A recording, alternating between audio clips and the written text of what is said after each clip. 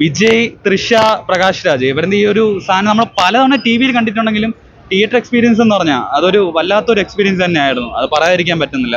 തീർച്ചയായിട്ടും എല്ലാവരും തിയേറ്ററിൽ തന്നെ കാണണം. എന്താ ഒരു ഫീൽ എന്ന് പറഞ്ഞാൽ ആ ചെല്ലോ എന്നല്ല വിളി കേൾക്കുമ്പോഴുണ്ടല്ലോ, നമ്മൾ ടി വി കാണുമ്പോൾ ഒരു സുഖത്തിന് വേണ്ടി തിയേറ്റർ വന്ന് കാണുമ്പോൾ അല്ലേ വേറെ ലെവൽ ഫീലാണ്. വിജയൻ്റെ ആണെങ്കിലും തൃശ്യൻ്റെ ആ പെയർ കോമ്പിനേഷൻസ് ഒക്കെ സോങ് നമ്മൾ ആഘോഷമൊക്കെയാണ് എടുത്ത പടം കണ്ടത്. ഒരിക്കലും ഒരു നിരാശ തോന്നിയിട്ടൊന്നുമില്ല. നമുക്ക് എന്താ പറയാ, വീണ്ടും ഇങ്ങനത്തെ കുറെ പടങ്ങളുണ്ട്, നല്ല പടങ്ങൾ റിലീസ് ചെയ്ത് ആൾക്കാർ കാണാൻ പറ്റാത്തവർ ഒരുപാട് പടങ്ങൾ ഉണ്ടാവും ചിലവർക്ക്. അതൊക്കെ വന്നു കഴിഞ്ഞാൽ നല്ലൊരു എക്സ്പീരിയൻസ് ആയിരിക്കും. എന്തായാലും എനിക്കൊരു നല്ലൊരു തിയേറ്റർ എക്സ്പീരിയൻസ് കിട്ടി. ഇന്നത്തെ റിവ്യൂ ആണെങ്കിൽ കുറച്ച് പോരായ്മകൾ പടത്തിന്റെ അകത്തുണ്ട്, ഇല്ലെന്ന് പറയാനില്ല. ആ ഒരു കാലഘട്ടത്തിൽ അത് വിജയമാണ്. പക്ഷെ ഈ കാലഘട്ടത്തിൽ ആക്ഷൻ സീക്വൻസ് ഒക്കെ വച്ച് നോക്കണമെങ്കിൽ അതൊന്നും അതിന്റെ 7-8 വരത്തില്ല. പക്ഷെ ഓൾഡ് ഈസ് ഗോൾഡൻ ആണല്ലോ, അതാണ് എനിക്ക് അത് സ്പെഷ്യലായിട്ട് തോന്നിയിട്ടുള്ളത്. ഞാൻ ഒരു വിജയ ആരാധകനാണ്. പിന്നെ എനിക്ക് ഏറ്റവും വിഷമം എന്ന് പറഞ്ഞാൽ പുള്ളിക്കാരൻ ഇനിയിപ്പോൾ അഭിനയം നിർത്താൻ പോകുന്നു, പൊളിറ്റിക്സ് ഇറങ്ങുമ്പോൾ. ഇപ്പം ഇങ്ങനത്തെ ഒരു വൈബ് പടങ്ങളൊക്കെ കാണുമ്പോൾ അദ്ദേഹം ഇനിയും നല്ല പടങ്ങൾ ചെയ്ത് ഇനി ഫീൽഡിലോട്ട് മുന്നോട്ട് വരണമെന്നാണ് എൻ്റെ താല്പര്യം. പൊളിറ്റിക്സ് കൊണ്ടുപോട്ടെ, പക്ഷെ എന്നാലും നല്ലൊരു സിനിമകൾ ചെയ്ത് ഇതുപോലത്തെ എന്താ കിടിലം വർക്കുകൾ വരട്ടെന്നാണ് ആഗ്രഹം. എനിക്ക് അങ്ങനത്തെ പടങ്ങളാണ് ഇഷ്ടം കൂടുതൽ പുള്ളിക്കാരൻ്റെ. പക്ഷെ എന്ത് ചെയ്യാൻ, പുള്ളിക്കാരൻ്റെ ഇനി പാപ്പടെ 2 പടങ്ങൾ ഇനി വരാൻ പോകുന്നുള്ളൂ. അത് കഴിഞ്ഞ് പിന്നെ പുള്ളിക്കാരൻ നിർത്തുകയാണെന്നാണ് പറഞ്ഞത്. പക്ഷെ പ്രതീക്ഷയുണ്ട്, ഇനിയും പുള്ളിക്കാരൻ സിനിമയിൽ വരും, ബെറ്റർ മൂവീസ് ചെയ്യും എന്നൊക്കെ ഒരു പ്രതീക്ഷ മനസ്സിലുണ്ട്. എന്തായാലും ഇതൊരു നല്ലൊരു സെലക്ഷൻ ആയിരുന്നു ഒരു റിലീസിന് വേണ്ടിയുള്ളത്. ഇനിയിപ്പോൾ അടുത്ത മങ്കാത്ത 1-ാം തീയതി വരെ റിലീസ് ചെയ്യാൻ പോകണമെന്നൊക്കെ പറയുന്നുണ്ട്. അതൊക്കെ വെച്ച് നോക്കുമ്പോൾ ഒരു നല്ല ടൈമാണ്. ഒരു ഇങ്ങനത്തെ പടങ്ങളിൽ ഇറങ്ങുന്ന ഒരു ഫീലുണ്ട്. ഗില്ലി കണ്ട നമുക്കൊരു ഹെവി ഫീൽ തന്നെ കിട്ടുന്ന ഒരു ഐറ്റമാണ്. തീർച്ചയായിട്ടും എല്ലാവരും തിയേറ്റർ വന്നെ കാണണം. സൂപ്പർ പടമാണ്. ഞാൻ ജനിച്ച സമയത്താണ് ഗില്ലി ഇറങ്ങി. ആ സമയത്തൊന്നും എനിക്ക് കാണാൻ വേണ്ടി പറ്റിയില്ല. അപ്പൊ ഇപ്പൊ കാണാൻ വേണ്ടി പറ്റിയത് തന്നെ എനിക്കൊരു ഭാഗ്യമായിട്ടാണ് കാണുന്നത്. പിന്നെ കൊച്ചിലോട്ട് വിജയ് ഫാനാണ് കേട്ടോ. എന്തിനു വന്നാലും എല്ലാ ഷോയ്ക്കും ഫസ്റ്റ് ഷോയ്ക്ക് വേണ്ടി കാണാൻ വേണ്ടി അങ്ങനെ അടിപൊളിയാണ് ചേട്ടാ. എങ്ങനെ പറയാ, അതിന് മുമ്പ് ഇറങ്ങിയല്ലേ. ഇപ്പം ഫുള്ള് ടിക്കറ്റ് ഫുൾ ബുക്കാണ് ചേട്ടാ. രാവിലെ വന്നപ്പോഴും ഫുൾ സീറ്റ് ബുക്കായിരുന്നു. പിന്നെ കുറെ ഷോർട്സ് ഒക്കെ എടുത്തു ചേട്ടാ. എല്ലാം അടിപൊളിയായിരുന്നു. സൂപ്പർ. തിയേറ്റർ കണ്ടിട്ടില്ലല്ലോ? ഓ അടിപൊളി പടം. തിയേറ്റർ കൊണ്ട് ആകെ മറിച്ചു കളഞ്ഞു മോനെ. തീപ്പടം സൂപ്പർ എക്സ്പീരിയൻസ് ആയിരുന്നു. എല്ലാ പാട്ടെല്ലാം നമുക്ക് നല്ലപോലെ ഡാൻസ് കളിക്കാനും എല്ലാം തിയേറ്റർ എക്സ്പീരിയൻസ് സൂപ്പർ ആയിരുന്നു. 4K നമുക്ക് നല്ലപോലെ എക്സ്പീരിയൻസ് ആയിരുന്നു. നല്ലൊരു എക്സ്പീരിയൻസ് ആണ് 4K. ഞാൻ ഫസ്റ്റ് 50 പ്രാവശ്യം കണ്ട പടം അതിനെക്കാട്ട് ഒന്നുകൂടി കാണും, വീണ്ടും കണ്ടോണ്ടിരിക്കും. ആ ഒരു തിയേറ്ററിക്കൽ എക്സ്പീരിയൻസ് ഒറ്റ കാലത്ത് ഇറങ്ങിയാലും നമ്മുടെ വിജയണ്ണന്റെ കരിസ്മയ്ക്കൊന്നും ഒരു ചേഞ്ച് വരാൻ പോണില്ല. ഇപ്പോഴും ഒരു ബ്ലോക്ക് ബസ്റ്റർ ആയിട്ട് ഓടുമെന്ന് തന്നെയാണ് ഒരു ഫാൻ എന്ന നിലയിൽ നോക്കുമ്പോൾ എനിക്ക് തോന്നുന്നു.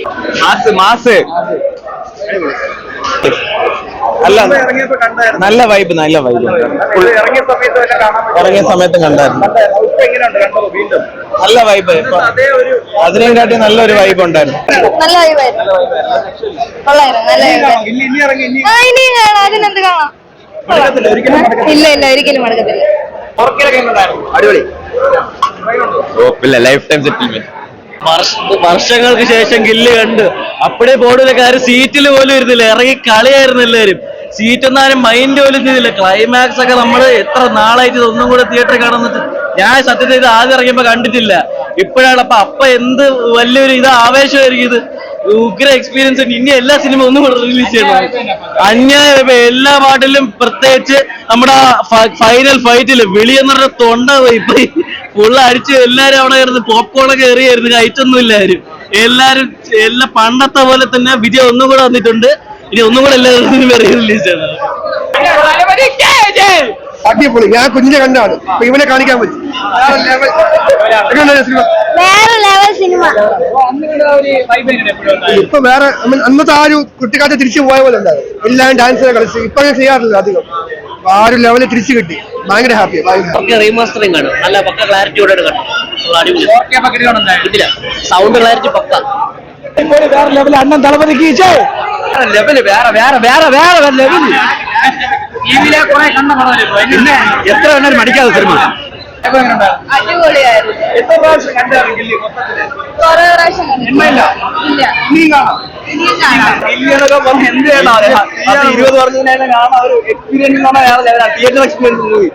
2004 ഇറങ്ങിയപ്പോ നമ്മള് കാണുമ്പോ അടിപൊളി പടമാണ്.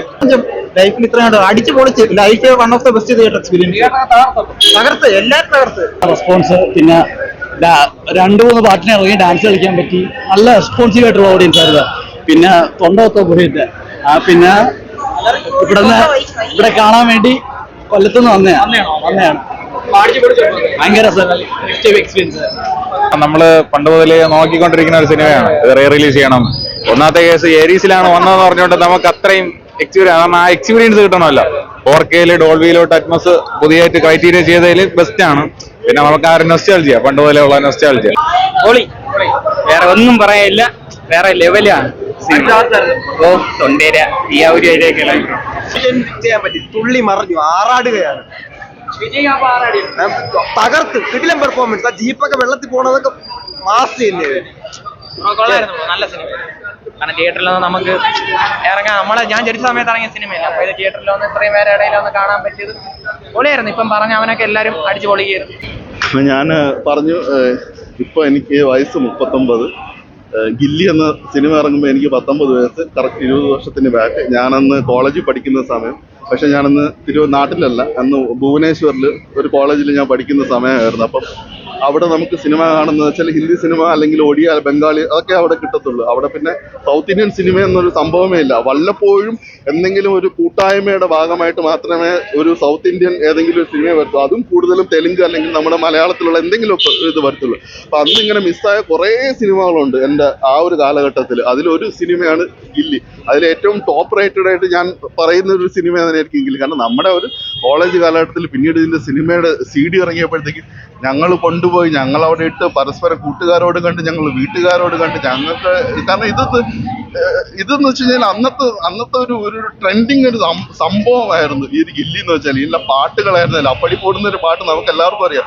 അത് നാഷൻ വൈഡ് ട്രെൻഡിങ് ആയ ഒരു സംഭവമാണ്. കാരണം അന്നത്തെ മോട്ടോറോളയുടെ ഒക്കെ പരസ്യത്തിൽ വരെ ഈ പാട്ട് കയറിപ്പോയൊരു സംഭവം ഉണ്ട്. അത്രയും നാഷൻ വൈഡ്. കാരണം അന്ന് സോഷ്യൽ മീഡിയ അത്രയും ഉപയോഗം. കാരണം അത് കുറച്ചുകൂടെ ലേറ്റ് ആയിട്ടാണ് ഒരു 2010 ഈ ഒരു നാഷൻ വൈഡ് ട്രെൻഡിങ് ആയിരുന്നു. ഇങ്ങോട്ട് സോഷ്യൽ മീഡിയ ഇതിൽ പോലെ അങ്ങനെ ഒരു സംഭവമായിരുന്നു. അപ്പൊ അങ്ങനെ ഇരിക്കുന്ന ഒരു ഇത് ഇപ്പൊ ഞാൻ ഈ ഒരു സിനിമ ഇങ്ങനെ റിലീസ് ആകുമ്പോൾ ഞാൻ തീരുമാനിച്ചു, എന്തൊക്കെ ഉണ്ടെങ്കിലും ഞാൻ ഈ ഒരു സിനിമ തീർച്ചയായിട്ടും തിയേറ്ററിൽ പോയി കാണുമെന്ന് ഞാൻ ഉറപ്പിച്ച ഒരു വ്യക്തിയാണ്.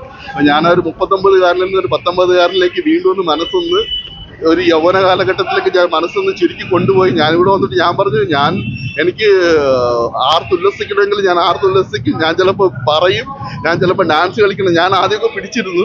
ആദ്യത്തെ പാട്ട് വന്ന്, രണ്ടാമത്തെ പാട്ട് വന്ന്. പക്ഷെ അപ്പടിപ്പോട് വന്നപ്പോഴത്തേക്കും എനിക്ക് പിടിച്ചിരിക്കാൻ പറ്റിയില്ല. ഞാൻ തന്നെ സ്ക്രീനിന്റെ ഫ്രണ്ടിൽ പോന്നിട്ട് ഒരു ഡാൻസ് ചെയ്ത. പക്ഷെ അന്ന് നമ്മൾ അന്യോന്യം കൂടുതൽ ബുദ്ധിമുട്ടിക്കാതെ നമ്മൾ പ്രേക്ഷകരെ ആ ഒരു രീതിയിലാണ്. അപ്പം ഇത് സിനിമ തീർച്ചയായിട്ടും നമ്മൾ ഇവിടെ വന്നു കഴിഞ്ഞാൽ നമുക്കറിയാം. ഇപ്പൊ ഇന്ന് കുറെ കൂടെ ഒരു മെച്ചൂർഡ് ഓഡിയൻസ് ആണ്. അപ്പൊ നമുക്ക് ഇവിടെ വന്നു കഴിഞ്ഞാൽ അറിയാം എപ്പോ എന്ത് പ്രതികരിക്കണം എന്ന് നമുക്കറിയാം. ആ ഒരു രീതിയിൽ എനിക്ക് എന്റെ മനസ്സിന് അത്രത്തോളം പിടിച്ച്. കാരണം എന്റെ യൗവന കാലഘട്ടം, കാരണം വെച്ചാൽ വിജയുടെ ഒരു സിനിമ, കാരണം ഈ ഒരു 10 എൻ്റെ +2 ആ ഒരു കാലഘട്ടം എന്ന് പറഞ്ഞാൽ വിജയുടെ സിനിമകളിലും പാട്ടുകളും എന്നൊക്കെ പറഞ്ഞാൽ അത്രത്തോളം എനിക്ക് നെഞ്ചിനോട് ചേർന്ന് നിൽക്കുന്ന ഒരു സംഭവമാണ്.